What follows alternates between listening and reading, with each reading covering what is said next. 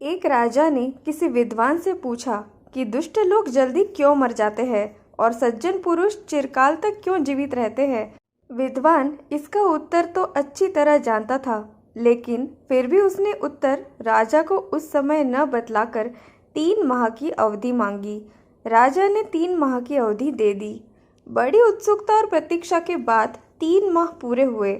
सारी प्रजा भी इस विचित्र प्रश्न का उत्तर सुनने को उत्सुक थी। नियत समय पर विद्वान भी उपस्थित हुआ। वहां आकर उसने एक लंबी सांस ली। बड़े दुख के साथ कहा, श्रीमान, मैं आपके इस प्रश्न का उत्तर किसी जंगल में दूंगा, अतः आपको 500 सैनिक साथ ले चलना होगा। राजा तो प्रश्न का उत्तर चाहता था, इसीलिए विद्वान के कथन अनुसार जाने की भी तैयारी प्रारंभ कर दी।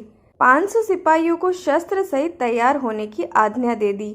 मंत्री को खास तौर से हिदायत कर दी कि जब तक लौट कर मैं वापिस न आऊं, तब तक राजकाज बड़ी सावधानी से चलाना, प्रजा की भलाई का सदैव ख्याल रखना, प्रजा को तकलीफ न हो आदि। प्रजा को हित की अनेक बातें समझा बुझाकर राजा ने प्रस्थान किया।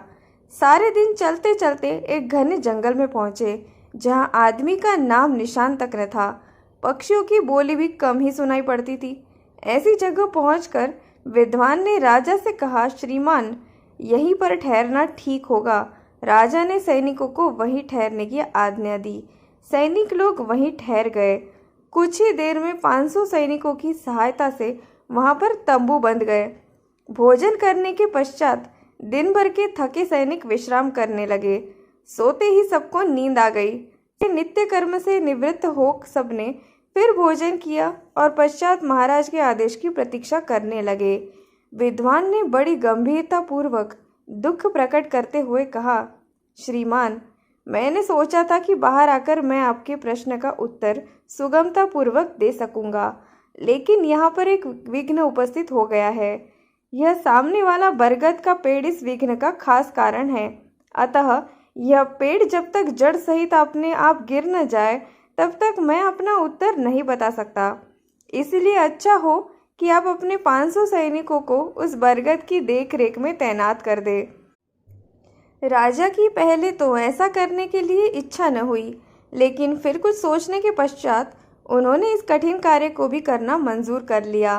राजा ने जब यह प्रस्ताव मंजूर कर लिया, तब विद्वान ने कहा, महाराज, सैनिकों को तैनात करने के पूर्व उनसे आप यह भी सख्ती कर दीजिए कि जब तक वह पेड़ सूख न जाए, तब तक वह कोई भी वहां से न हटे। और एक बात की हिदायत यह भी कर दीजिए कि कोई सैनिक भूल कर भी उस पेड़ को नष्ट करने के लिए उस पर शस्त्र का प्रयोग न करे।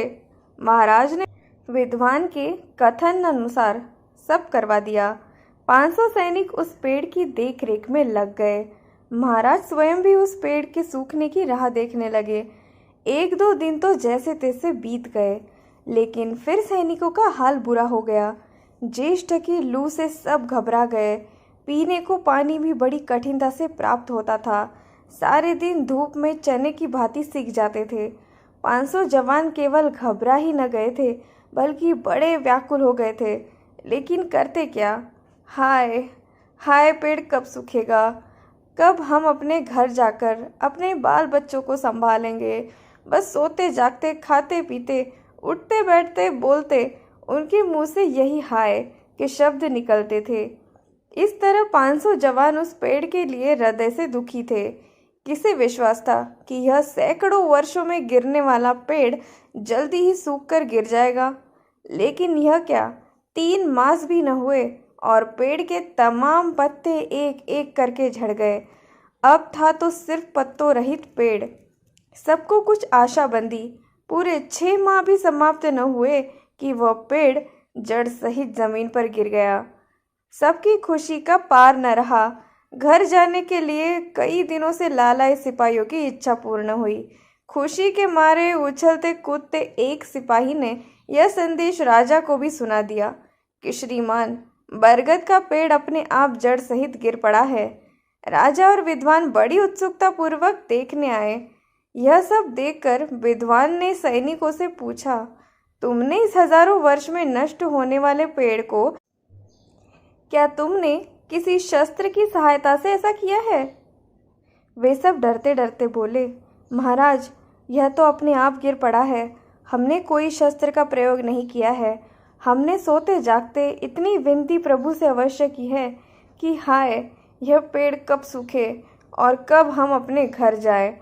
तब विद्वान ने कहा, राजन, जिस प्रकार यह हजारों वर्ष में नष्ट होने वाला पेड़ 500 जवानों की हाय खाकर अपने आप ही जड़ सहित गिर पड़ा है, उसी तरह आदमी भी अनेकों की हाय खाकर अपने आप ही मृत्यु को प्राप्त हो जाते हैं।